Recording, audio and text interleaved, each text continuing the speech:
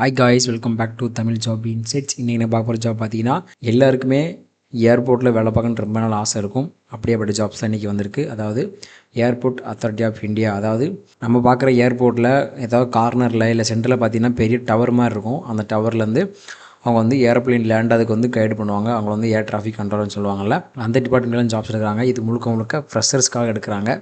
So இந்த ஜாபோட detail என்ன description, எவ்வளோ ஃபீஸு, எப்படி அப்ளை பண்ணுறது, எல்லாம் டீட்டெயிலாக ஒன் பை ஒன்னாக பார்க்கலாம். நம்ம சேனலுக்கு இப்போ தான் நீங்கள் ஃபஸ்ட் டைம் வரீங்கன்னா மறக்காமல் சேனலை சப்ஸ்கிரைப் பண்ணிக்கோங்க. வாங்க இன்றைக்கி வீடியோக்குள்ளே போகலாம். ஸோ இதுதான் அவங்களோட அஃபிஷியல் வெப்சைட்டு. இங்கே வந்தீங்கன்னா உங்களுக்கு டு ரீட் அட்வர்டைஸ்மெண்ட் இருக்குன்னா இதை கிளிக் பண்ணிங்கன்னா உங்களுக்கு அஃபிஷியல் நோட்டிஃபிகேஷன் PDF டவுன்லோட் ஆகும். இல்லை நீங்கள் ஆன்லைனில் எப்படி அப்ளை பண்ணுறீங்கன்னா அதுக்கான மேனுவல் கொடுத்துருக்காங்க.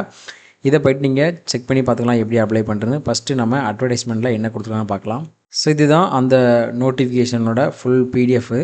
இந்த PDF வந்து இந்த வீடியோகளுக்கு டிஸ்கிரிப்ஷனில் ஆட் பண்ணியிருக்கேன், கமெண்ட்லேயும் பின் பண்ணியிருக்கேன், வேணும் டவுன்லோட் பண்ணிக்கோங்க. ஸோ ஃபஸ்ட்டு என்னென்னு பார்த்துடலாம். ஏர்போர்ட் அத்தாரிட்டி ஆஃப் இந்தியா, அதாவது ஏஏஐ சொல்லுவாங்க. இது வந்து ஒரு சென்ட்ரல் கவர்மெண்ட் கீழே வரக்கூடிய ஒன் ஆஃப் த ஜாப். என்ன போஸ்ட் எடுக்கிறாங்க பார்த்தீங்கன்னா உங்களுக்கு ஜூனியர் எக்ஸிக்யூட்டிவ் வந்து ஏர் டிராஃபிக் கண்ட்ரோல் சொல்கிறாங்க. ஸோ இந்த ஜாப் பற்றி தெரியாதவங்களுக்கு ஒரு சின்ன நோட்ஸ் மாதிரி கொடுத்துருந்தேன். அதாவது ஒவ்வொரு ஏர்போர்ட்லேருந்தும் ஒவ்வொரு டேக் ஆஃப் லேண்டிங் வந்து ஃப்ளைட் நடந்துகிட்டே இருக்கும். அது வந்து டே பை டே நிறைய நடந்துகிட்டே இருக்கும். இதை யார் கண்ட்ரோல் பண்ணுவாங்கன்னா, நீங்கள் பார்த்துருப்பீங்க அந்த ஏர்போர்ட்லேயே பெரிய டவர் மாதிரி இருக்கும். அதுலேருந்து அவங்க கண்ட்ரோல் பண்ணுவாங்க. நீங்கள் இப்போ லேண்ட் பண்ணலாம், இப்போ நீங்கள் டேக் ஆஃப் பண்ணலாம், நீங்கள் இங்கே இருக்கீங்க, இந்த பொசிஷனில் இருக்கீங்க அப்படின்னு அவங்க வந்து ஒரு வழிகாட்டி மாதிரி அவங்களுக்கு ஏர்ப்ளைனுக்கு கைடு பண்ணுவாங்க. அவங்கள தான் ஏர் டிராஃபிக் கண்ட்ரோல்னு சொல்லுவாங்க. அந்த ஜாப்புக்கு தான் எடுக்கிறாங்க. கிட்டத்தட்ட இந்த ஜாபுக்கு மினிமம் சேலரி ஒரு 40,000 50,000 இருக்கும்.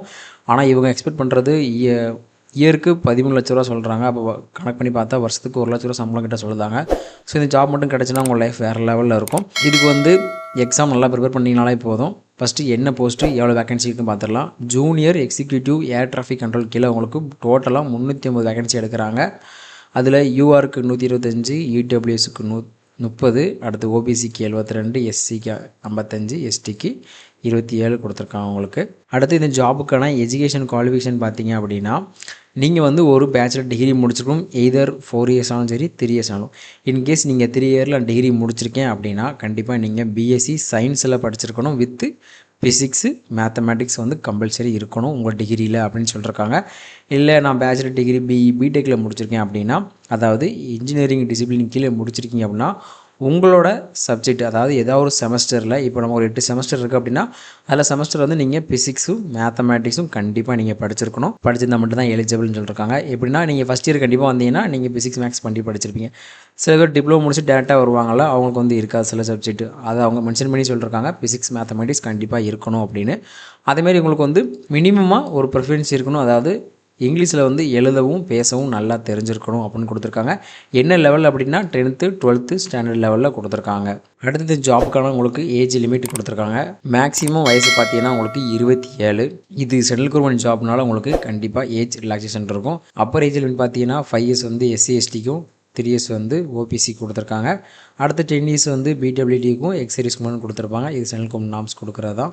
ஓப்பனிங் டேட் பார்த்தீங்கன்னா உங்களுக்கு 25/4 டேட் ஆல்ரெடி ஓப்பன் ஆகிடுச்சு. க்ளோசிங் டேட் பார்த்தீங்கன்னா அடுத்த மாதம் 24, கிட்டத்தட்ட 1 மந்த் அவங்க டேட்டு கொடுத்துருக்காங்க. இதுக்கான சம்பளம் பார்த்தீங்கன்னா உங்களுக்கு ஜூனியர் எக்ஸிக்யூட்டிவ் வந்து குரூப் பி 1 லெவலுக்கு இல்லை சொன்னோம்ல 40,000 வந்து 1,40,000 சம்பளம். இது வெறும் பேசிக் பே மட்டும் தான் ஆட் பண்ணிருக்காங்க. இதுக்கப்புறம் உங்களுக்கு 35% பேசிக் பே அலவன்ஸு, மற்ற மெடிக்கல் அலவன்ஸ் அதுக்கு சேர்த்து மினிமம் ஒரு 80,000 90,000 உங்களுக்கு சம்பளம் கண்டிப்பாக இருக்கும்.